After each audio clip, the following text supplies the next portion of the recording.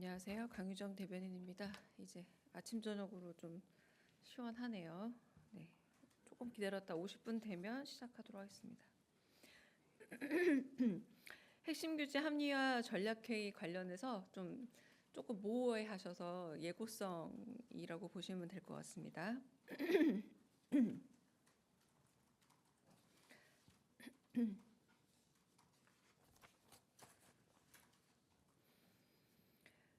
강의정 대변인입니다. 이재명 대통령은 오늘 오후 제1차 핵심 규제 합리화 전략회의를 주재합니다.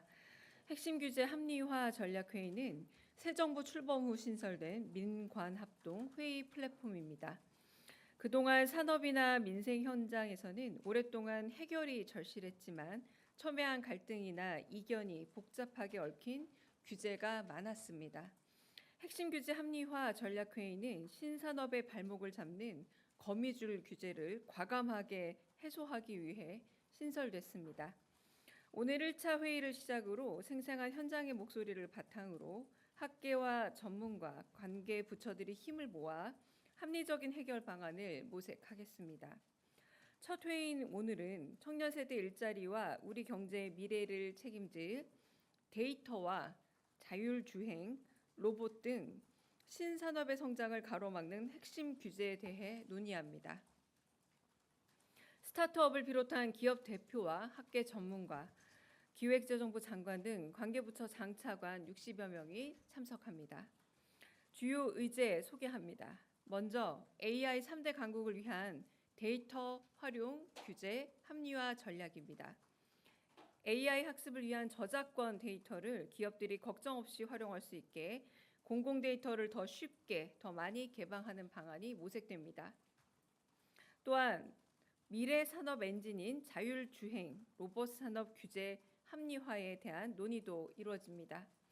자율주행 시범 운행을 위한 실증 지역을 대폭 확대하고 산업 현장에서 로봇 도입을 확대하기 위해 불필요한 규제를 일괄 정비할 예정입니다. 또한 경제 혁신을 위해 기업 성장을 촉진시키고 경제 형벌을 합리화하는 방안에도 머리를 맞대게 됩니다.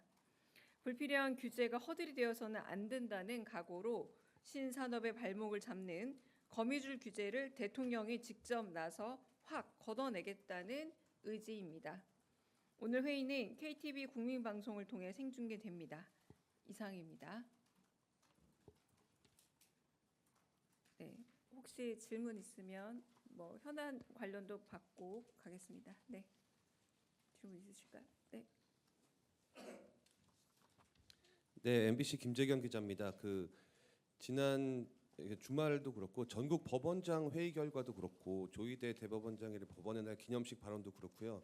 사실상 지금 대법관 증원이나 내란 특별 재판부 설치를 사실상 반박했는데 그게 지난 취임 100일 기자회견에서 국민의 주권을 위임받은 선출 권력의 견제를 사법부도 받아야 한다는 취지로 대통령이 발언을 했잖아요.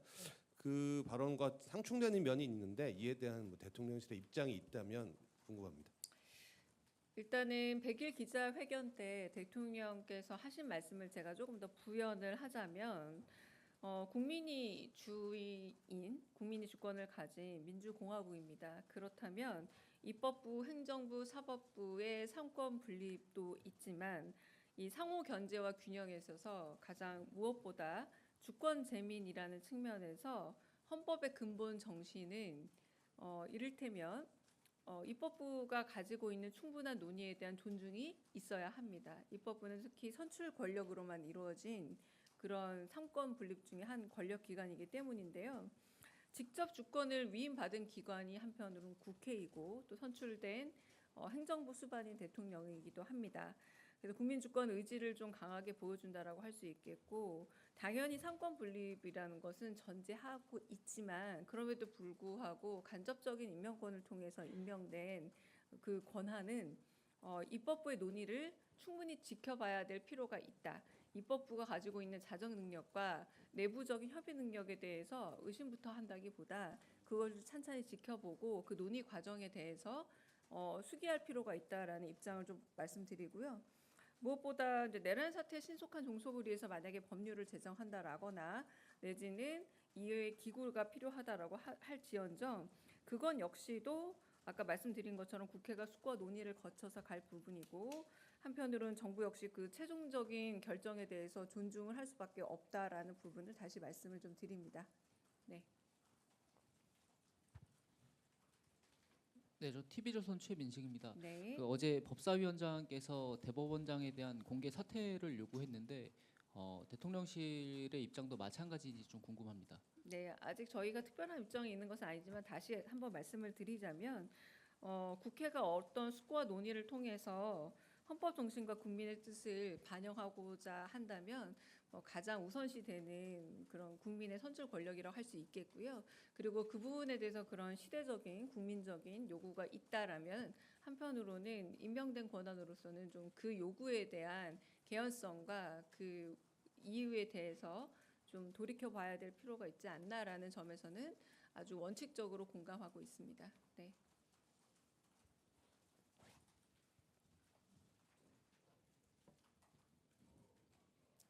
네, 안녕하세요. 연합뉴스TV의 장윤입니다. 저는 그 관세 협상, 네. 한미 간 후속 협상 진행 상황 여쭙고 싶고요.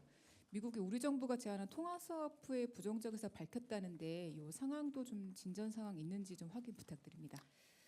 관세 협상과 관련해서는 어제 제가 말씀드린 내용과 크게 달라질 대답의 부분은 없습니다. 말씀드린 것처럼 양국 간 협상은 여전히 진행 중이고 한국 대한민국의 입장은 대한국민과 대한민국의 그 이익이 가장 국익이 우선시 되는 방향에서 다양한 부분을 열어놓고 협상에 임하고 있습니다. 그리고 한편 100일 기자회견 때 대통령께서 말씀하신 것처럼 우리 국익에 훼손이 되지 않는 방안으로 그리고 무엇보다 그걸 최우선으로 두고 그러나 무리한 요구가 있다면 국익의 보존을 목표로 협상에 나가겠다. 이 원칙은 하나도 달라진 게 없고요. 그리고 외환시장 영향이란 부분도 우리로선 고려할 수밖에 없기 때문에 충분히 그 사안도 고민하면서 협상에 임하고 있다라고 말씀을 드리겠습니다. 네. 네. 관세 협상 관련해서 이렇게 질문 한번 드려보면 어떨까 싶은데 지금 장기화되는 거 아니냐라는 전망이 많은데 그거가 너무 장기화될 경우에는 국익이 훼손될 수 있는 부분도 있는 게 아닌가 싶어서 최소한 언제까지는 뭐 협상이 마무리되어야 한다든지 그런 데드라인이 있으실지 여쭙습니다. 네, 장기화 국익 훼손에 대한 부분은 어떤 근거로 말씀하시는지 제가 잘은 이해가 안 됩니다. 기간과 국익이 꼭 연결된다고 말하기 어려울 듯하고요.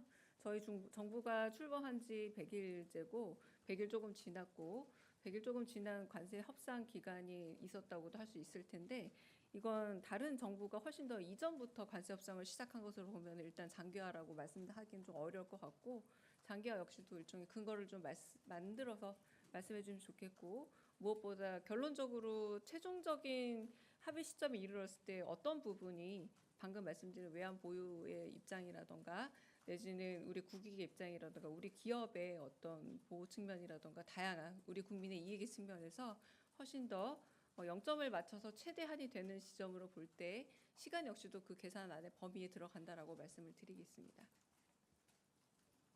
네. 네, 먼저 듣고 그 다음에 홍윤희 기자로 넘어갈게요. 네. 네, 미디어팬의 김소정입니다. 네. 그 트럼프 대통령이 SNS에 한국 기업 언제든지 트레이닝하러 와라 이런 메시지를 남겼는데 여기에 대한 대통령실 입장이 있을까요? 네, 특별한 입장은 없습니다. 네. 네, 안녕하세요. YTN 홍민기입니다. 일부 전문가들은 관세 협상에 아예 백지화나 아니면 차라리 미국에 투자를 하지 않는 대신에 우리 기업을 지원하는 게 어떻겠냐 이런 주장도 나오고 있는데 이런 것도 혹시 염두에 두고 계신지요?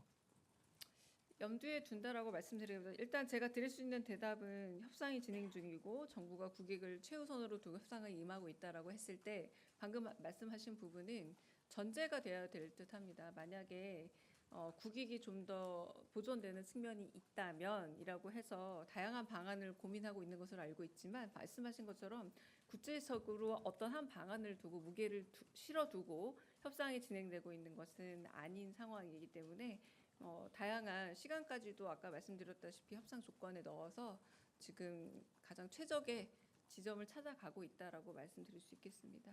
네. 네. 안녕하십니까. 데일리 한국 박준영입니다. 저도 그 트럼프 대통령 SNS 관련해서 여쭤볼 게 있는데요. 이게 최근 우리 국민들에게 벌어진 사태를 의식한 것 같다라는 해석이 나오는데 그 조지아 구금 사태 관련해서 미국 측에 추가 사과가 있었는지 궁금합니다.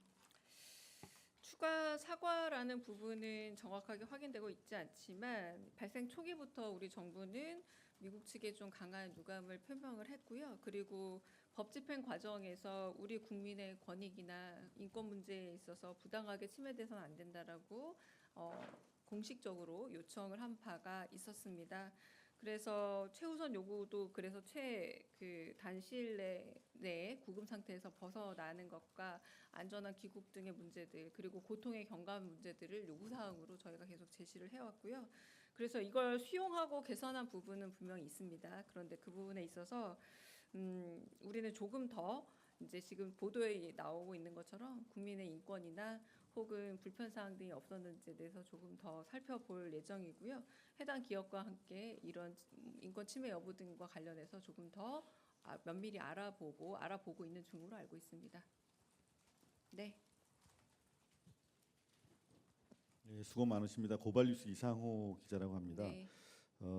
지난 취임 100일 기자회견에서 대통령께서 우회적으로 이렇게 문화적 차이가 있는 것 같다 양국 간에 라면서 이제 국내에 근무하고 계신 원어민 교사들 이야기를 지나가는 어투로 말씀을 하시긴 했는데 사실 문화적 차이라고는 하지만 동맹 체제 하에서 상호주의에 입각해서 믿어왔던 그 문화적 차이에 대한 상호 존중이라는 것들이 무너진 상태이기 때문에 상당히 충격적으로 다가오고 있는 현실에서 이분들이 현금으로 대부분 받으면서 벤츠까지 굴리는 분들도 많이 있다라고 하는 것들이 통설인데 만약 그렇다면은 최소한 실태조사 정도는 이번 기회에 해야 되는 것이 아닌가, 최소한 알고는 있어야 되는 것이 아닌가, 문화적 차이라고 인정하더라도 그런 생각을 하는 분들이 제법 있는 것 같은데 어떻게 생각하시는지요?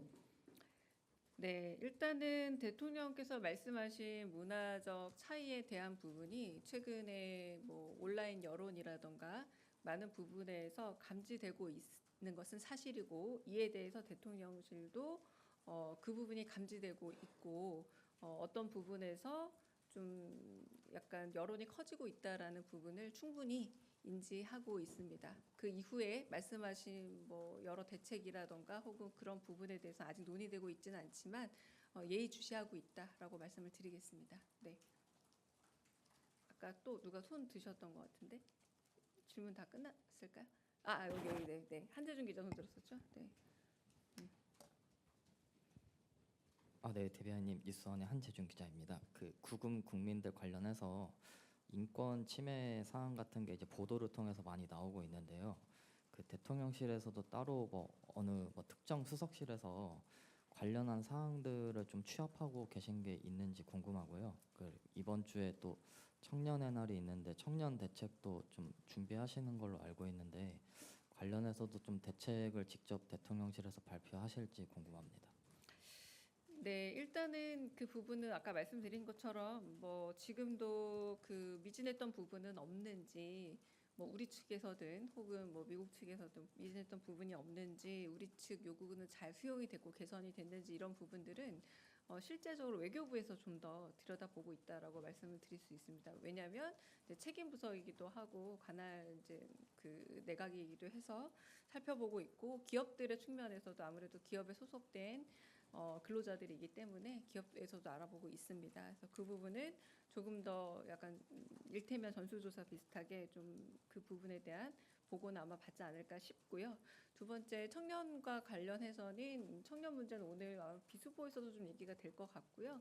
그리고 몇 가지 그 대수보 회의에서도 그렇고 좀 이 논의들을 좀 구체적으로 개진을 해 나갈 예정이라 이제 이번 주에 여러 회의 일정들을 보게 되면은 그 회의 과정에서 몇몇 대책 내지는 뭐 앞으로의 정책적인 방향 같은 건 좀 더 나오지 않을까라고 짐작이 됩니다. 네. 네.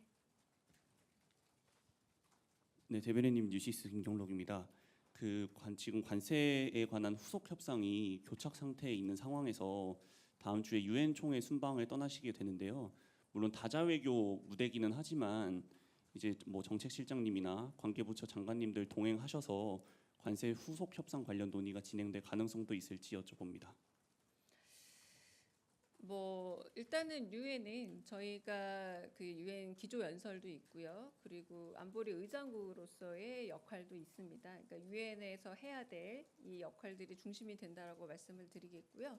그러면서 뭐 그런 공식 일정 앞뒤로 이렇게 정상 양자 회담이라던가 이런 양식으로 또 다자 외교가 펼쳐질 예정이 있지 않을까 싶습니다.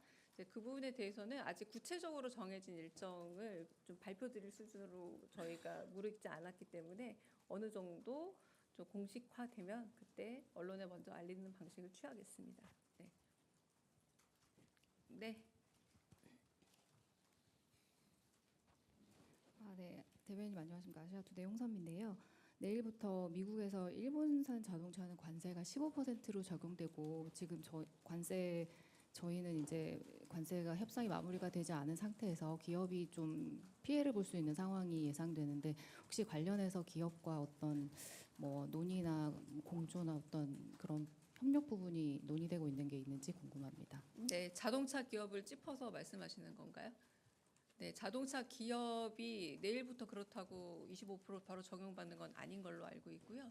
그럼에도 불구하고 좀 교착 상태라고 말씀하셨을 때 국익이란 부분은 기업의 이익을 포함해서 이익과 손해를 포함해서 어떤 부분이 전체적인 우리의 국부라던가 뭐 외환보유고라던가 혹은 국제적인 상황에서의 경제 질서 안에서의 한국의 위치라던가 이 모든 것들을 고려할 때 기업의 이익과 모두 함께 고려해서 판단해야 될 부분으로 여겨집니다. 네. 그러면 여기까지 하고 네. 오후 브리핑은 아마 생중계가 되기는 합니다. 생중계가 되긴 하지만 제가 그 대변인 서비스로 좀 요약본을 4시 반 이후 제공은 드릴 수 있습니다만 이렇게 많이 아프시다고 그러더라고요. 2시간 반 정도 이제 치게 되면은 네, 한번 단 맞춰보는 분위기로 아마 네, 서로 브리핑 할 수 있을 것 같습니다만 확정은 아닙니다. 네, 네. 오늘 여기까지 하겠습니다.